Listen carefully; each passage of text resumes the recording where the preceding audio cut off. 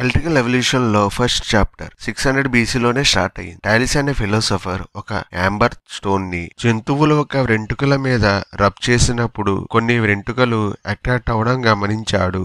యాంబర్ అంటే పసుపు రంగులో ఉన్న ఫోజిల్ స్టోన్. ఇది ఏన్షియంట్ చెట్ల రెజిన్ గట్టిగా అయ్యి తయారైంది. చాలా అందంగా ఉంటుంది.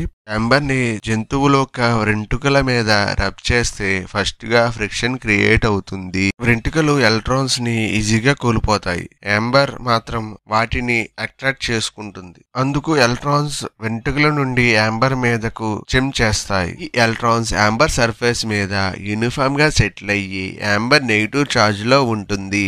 చార్జ్డ్ యాంబర్ కి దగ్గరగా ఉన్న హెయిర్ స్ట్రాండ్స్ లో ఎలక్ట్రాన్స్ బ్యాక్ సైడ్ కి పుష్ అవుతాయి. ఫ్రంట్ సైడ్ కి పాజిటివ్ గా మారుతుంది. ఇదే polarisation. Positive hair negative amber కి దగ్గరగా వస్తుంది. ఫోర్స్ గా అట్రాక్ట్ అవుతుంది. అందుకు హెయిర్ స్టాండ్స్ యాంబర్ కి స్టిక్ అవుతాయి. ఫ్రెండ్స్, మ్యాగ్నెట్ అంటే ఐరన్, నికెల్, కోబాల్ట్ లాంటివి అట్రాక్ట్ చేస్తుంది. హెయిర్, డస్ట్, పేపర్, కాపర్ ఇవన్నీ అట్రాక్ట్ అవ్వవు. యాంబర్ లో జరిగేది మ్యాగ్నెటిక్ ఫోర్స్ కాదు, అది ఎలక్ట్రోస్టాటిక్ అట్రాక్షన్. ఇది యాంబర్ తో జరిగిన ఈ స్మాల్ ఎక్స్పెరిమెంట్ మన హిస్టరీలో మోడర్న్ ఎలక్ట్రిసిటీకి అబ్జర్వేషన్. ఒకవేళ నా ఎక్స్ప్లెనేషన్ నచ్చినట్లయితే సబ్స్క్రైబ్ చేసుకోండి.